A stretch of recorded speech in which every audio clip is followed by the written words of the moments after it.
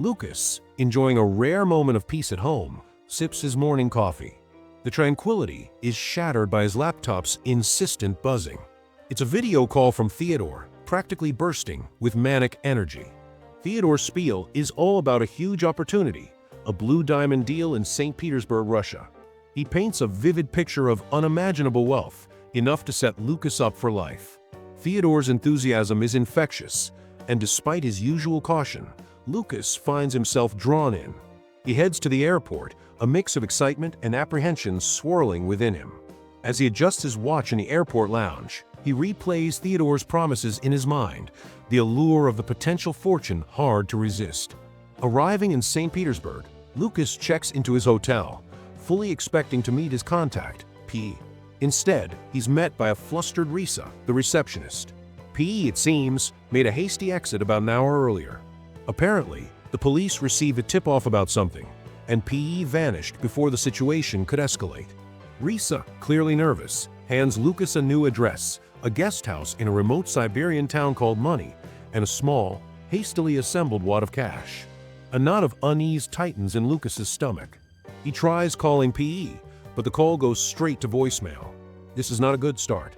Moments later, Boris, a sophisticated but intimidating businessman with rumored connections to the Russian Mafia, arrives at the hotel. He's expecting the diamonds. Lucas, trying to maintain a facade of calm professionalism, promises them in 2 days, even offering the entire shipment as compensation for the delay.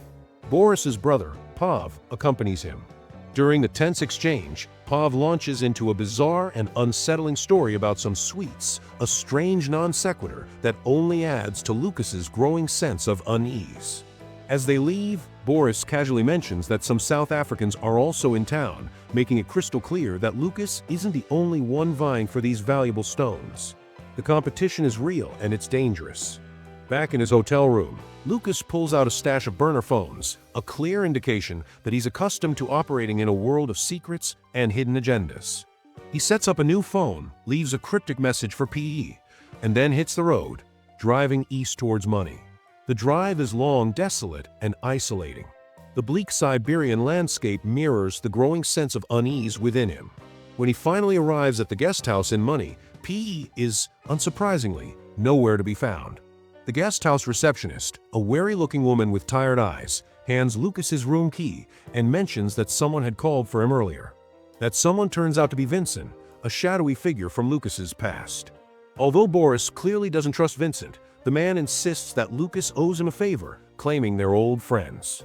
The interaction is laced with unspoken tension, a sense of past debts and future complications. While in Money, Lucas stops by a small local cafe for a quick bite to eat. He inadvertently gets drawn into a ridiculous argument with a couple of loud, boorish locals about an inappropriate conversation they're having nearby. The situation quickly escalates, fueled by cheap vodka and simmering resentment. Before he knows it, two guys, Evim and his friend, jump him outside the cafe. They knock him to the ground, steal his vodka, and leave him lying in the snow, a humiliating and sobering experience. Just when he's starting to feel truly vulnerable and exposed, Katia, the cafe owner, finds him and takes him back to her place to recover. She's surprisingly kind and nurturing, offering him warmth and shelter from the harsh Siberian winter. The next morning, as a gesture of thanks, Lucas makes Katia some French toast. The simple act of cooking fills the small, rustic house with a comforting aroma, creating a brief, almost domestic moment in the midst of the escalating chaos. However, their quiet breakfast is interrupted by the arrival of Katia's brother, Ivan, who is immediately suspicious of the American in their home. Katia, on the other hand, seems quite taken with Lucas, making it clear with her eyes and subtle gestures that she's open to spending the night with him. Lucas hesitates, explaining that he needs to find P's brother, Andre, who works at a nearby mine. Katia, seemingly unfazed by her brother's obvious assumptions about what transpired between her and Lucas, eventually agrees to take him to the mine herself. At the mine, Lucas finally meets Andre, who reveals that PE has been involved in some seriously shady dealings. Apparently, PE sold a batch of fake blue diamonds to a dangerous Chechen gangster named Samsonov and his crew. These are not the kind of people you want to cross, and the revelation sends a chill down Lucas's spine. The news ratchets up the tension considerably, making it clear that Lucas is in far deeper than he initially realized. That night, Lucas finds himself at a local bar, drinking with Kadia's brothers. They're initially skeptical of him, seeing him as an outsider, a city slicker who doesn't belong in their rough-and-tumble world. But after a few shots of vodka and some forced camaraderie, they begin to warm up, their initial hostility melting away. One of them even points out Anton, Kadia's former fiancé, who sits brooding in a corner, a reminder of the complex relationships within this small community. The evening takes a bizarre turn as they all end up singing together, a strange and unexpected moment of bonding in this remote and unforgiving place. Later that night, Lucas video calls his wife back home. He shows her the simple, sparsely furnished guest house room where he's staying.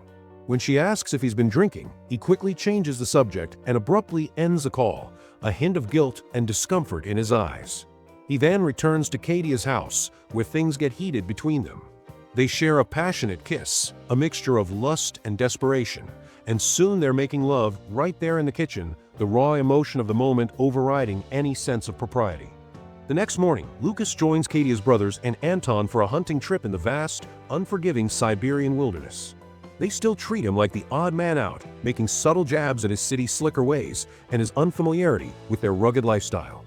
The hunting trip takes a dark and disturbing turn when their hunting dog starts barking wildly and chases after something in the woods.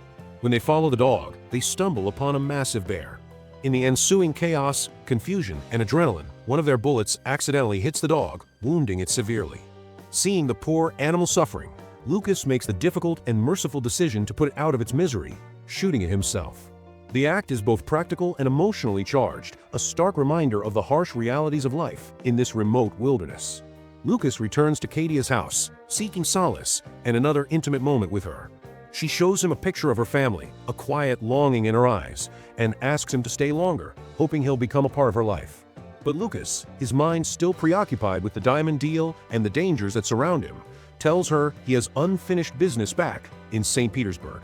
After spending some time together in a makeshift bath, a brief respite from the harsh realities of their situation, he eventually leaves, watched by a clearly disapproving Ivan, who senses the fleeting nature of Lucas's presence in their lives. Back in St. Petersburg, Lucas checks in with Risa at the hotel, hoping that PE has resurfaced. But she tells him no, and also mentions that Boris has been calling him several times a day, his tone increasingly impatient and threatening. Frustrated and running out of options, Lucas returns to PE's abandoned hotel room, desperately searching for the missing diamonds. Instead of diamonds, he finds a gun and a strange blue candle, the same kind he saw at Kadia's place. Curious, he breaks it open and finds a diamond hidden inside. A realization dawns on him. He immediately calls Kadia and asks her to come to St. Petersburg, bringing the candle with her. Meanwhile, Boris calls Lucas, demanding an update on the diamonds. Lucas, trying to buy himself some time, tells Boris that he needs another day and that he has a sample for him to inspect. They arrange to meet the next day. As Lucas prepares for the meeting, he checks his gun and bullets, a sense of danger hanging heavy in the air. He knows he's walking into a trap, but he has no other choice. Vincent also calls, requesting a meeting. Unlike Boris, Vincent isn't interested in the diamonds. He's worried that Lucas is attracting too much attention, warning him that even the FSB, the Russian Federal Security Service, is now after him. He advises Lucas to drop everything and return to the US while he still can. Vincent's warning adds another layer of complexity to the situation, making it clear that Lucas is caught in a web of intrigue that extends far beyond the diamond deal itself. When Kadia arrives in St. Petersburg, they go straight to Lucas's hotel room. He breaks open the candle she brought, revealing another diamond. However, after testing it, he realizes it's a fake, albeit a very convincing one. Later, they share another intimate moment, a mixture of passion, fear, and desperation. During this time, Kadia asks Lucas if diamonds can lose their color. Lucas explains that real diamonds remain unchanged, a subtle but significant piece of information that hangs in the air between them, hinting at the possibility of deception. The next day, Lucas prepares to meet Boris, leaving Kadia behind in the hotel room with some champagne, trying to give her a sense of normalcy despite the perilous situation.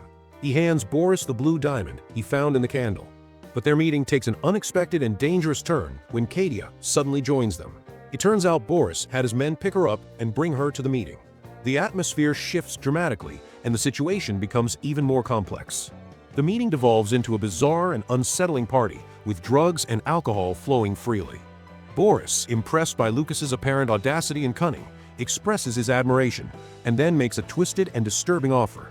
He wants them to exchange their women as a sign of brotherhood. Lucas is repulsed and initially refuses, but Boris's anger quickly escalates, and Lucas is forced to agree, realizing that he has no other choice. He knows Katia is in danger, and his compliance is the only way to protect her, at least for the moment. After this unsettling arrangement, Lucas returns to his hotel room, only to find an FSB agent, Pelazin, waiting for him. Pelazin makes it clear that the FSB isn't directly after Lucas, but they do want him out of Russia as soon as possible. However, before leaving, Lucas must do them a favor. They've arrested Samsonov, the Chechen gangster who was dealing with the fake blue diamonds, and now they need Lucas to pass the fakes to Boris as leverage. They're using Katia as bait. Lucas has no choice but to accept, realizing that Katia's safety now rests in their hands. The FSB assures Katia that they'll send her back to her village. Lucas takes the fake diamonds to Boris, who calls in his expert to inspect them. Thinking fast, Lucas manages to deceive Boris, convincing him that the fake diamonds are genuine. He uses his knowledge of diamonds, gleaned from his conversation with Katia, to manipulate the situation. Boris, believing he has the real stones, dismisses his expert. The FSB informs Lucas that he's free to go home. Katia is sent back to her village, where her brother, Ivan, picks her up at the airport. Before leaving Russia, Lucas receives a cryptic message from Andrei about PE having bought some land near money. The message suggests that PE is still out there, possibly involved in something even bigger.